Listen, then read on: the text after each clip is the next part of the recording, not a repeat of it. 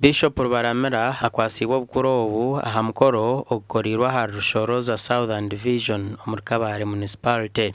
Then the guest of honor will cut the ribbon. Tom Butime, Minister w'ebyoburambuzi, niwajwekire omugyenyi mukuru Vice President Retired Major Jessica Alupo. Right Reverend Karis Rubaramera receive this base as an instrument of your authority. I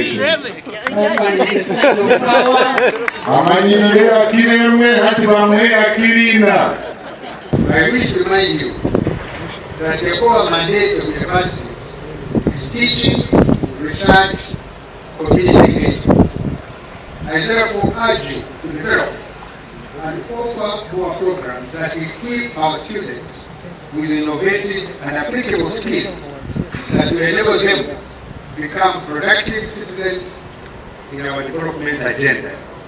Ogu ashabira obwebembezi bwa university egi kutendeka beegi amashomo agari kutamburira aha mbeera za hati.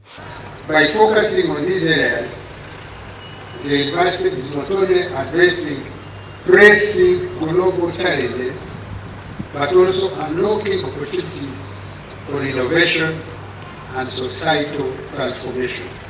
Bishop Rubaramera araganise kwera university egi okukiriza ebigendererwa byayo.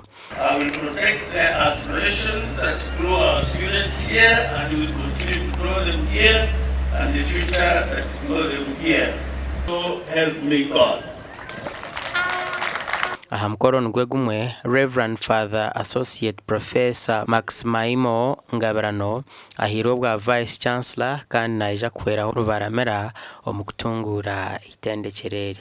To stand out among other higher learning institutions with an open innovation paradigm that leverages a wide range of internal and external resources to sustain innovation.